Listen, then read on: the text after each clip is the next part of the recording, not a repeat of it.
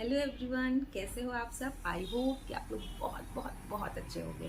सो आज मैं आप लोगों को will have to and shall have to की क्लास देने वाली हूँ। जो मैंने लास्ट क्लास में आप लोगों को have to and is am are to की यूज़ बताए थे, सेम एज उसी की तरह है ये यूज़ भी, उसका स्ट्रक्चर भी ऐसे ही बनना है। सिर्फ और सिर्फ डिफरेंस ये है कि जैसे कि मैंने बोला किसी को कि आज तुम्हें सारे घर की साफ सफाई करनी ही पड़ेगी, या आज तुम्हें सारे घर का साफ सफाई करना ही पड़ेगा, तुम्हें ऑफिस का सारा काम करना ही पड़ेगा आज।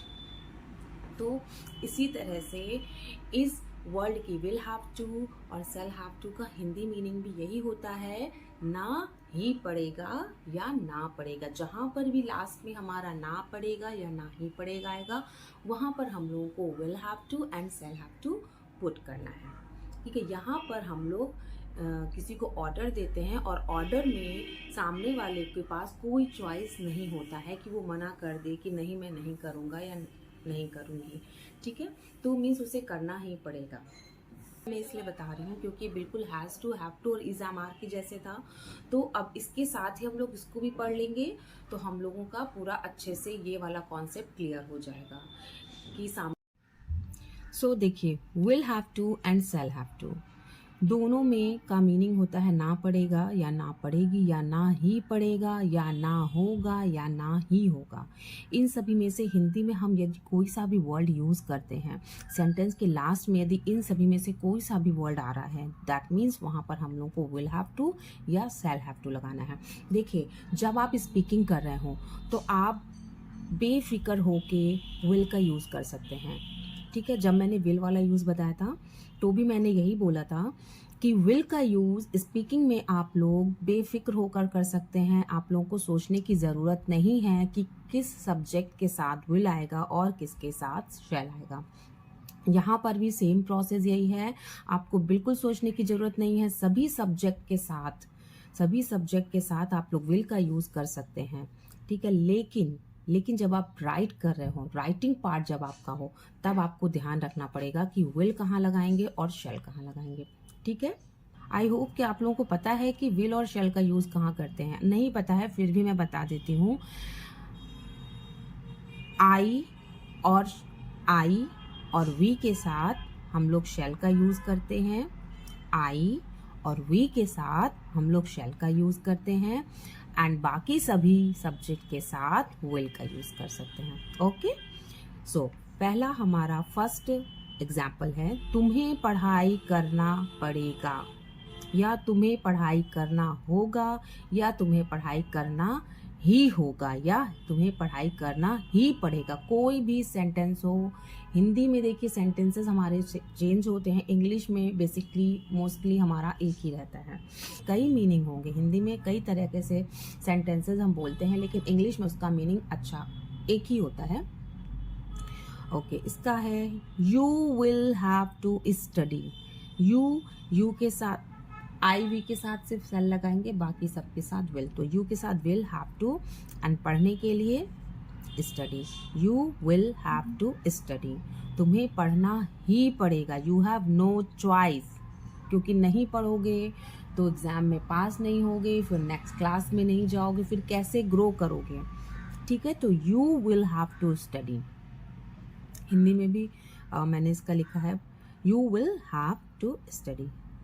लड़कों को कमाना पड़ेगा, या लड़कों को कमाना ही पड़ेगा, या लड़कों को कमाना ही होगा।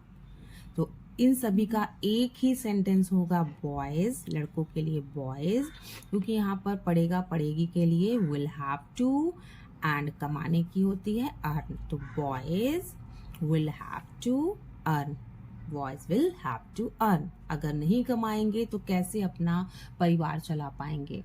मे बी लड़कियां अगर नहीं कमा रही हैं उनका चल जाएगा क्योंकि वे घर का काम करेंगी, लेकिन लड़कों के लिए तो कमाना बहुत ज़रूरी है।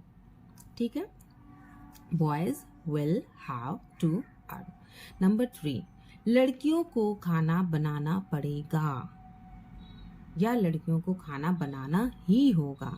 तो लड़कियों के लिए आ गया सब्जेक्ट हमारा गर्ल्स, पड़ेगा पड़ेगे के लिए will have to आ गया, बनाने के लिए, खाना बनाने के लिए cook आ गया, और खाने की हो गई food. तो girls will have to cook the food. Girls will have to cook the food. Number 4, हमें स्कूल जाना ही होगा या हमें स्कूल जाना ही पड़ेगा. हमें के लिए we, ही पड़ेगा के लिए will have to. अब देखिए मैंने यहाँ विल लिखा हुआ है, तो कोई बात नहीं, हम लोग यहाँ शैल लिख देते हैं. बोलने में हम लोग बिंदास होकर विल का यूज़ कर सकते हैं. हाँ, लिखने में हमें थोड़ा देखना पड़ता है एग्ज़ाम्स वगैरह में खासकर, क्योंकि एग्ज़ाम्स वगैरह में या फॉर्मल ऑफिशियल जगह पर हम लोग को ये देखना पड़ता है. बाकी वैसे हम लोग विल और शैल में से कुछ भी यूज़ करें, बेसिकली हम लोग विल ही यूज़ करते हैं. वी, हमें के लिए वी हो गया. ही पड़ेगा के लिए शैल हैव टू. एंड जाने के लिए go to the स्कूल की school. We shall have to go to the school. We shall have to go to the school. Okay. Number 5 है अब तो उसे नहाना पड़ेगा या अब तो उसे नहाना ही पड़ेगा या अब तो उसे नहाना ही होगा. Any of the sentences will come, but you have to write in English, you have to speak in English only one sentence. अब की नाउ, उसे या तुम्हें, ओके, उसे या तुम्हें, तो ही, तुम्हें के लिए यू, उसे के लिए ही. Now you will have to Beth.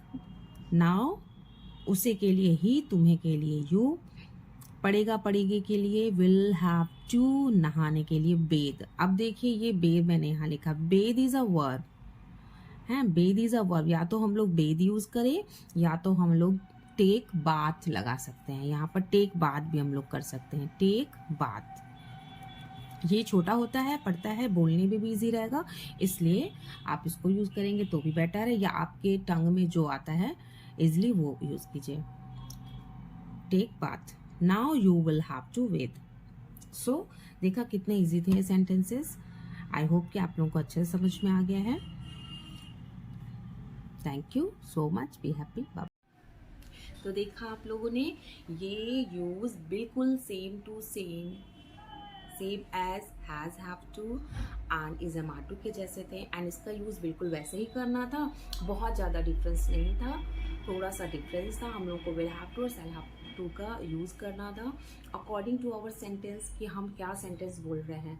ठीक है. वीडियो आप लोग को अच्छा लगा है, समझ में आया है सब कुछ. अगर कुछ नहीं समझ में आया तो आप लोग कमेंट कर सकते हैं.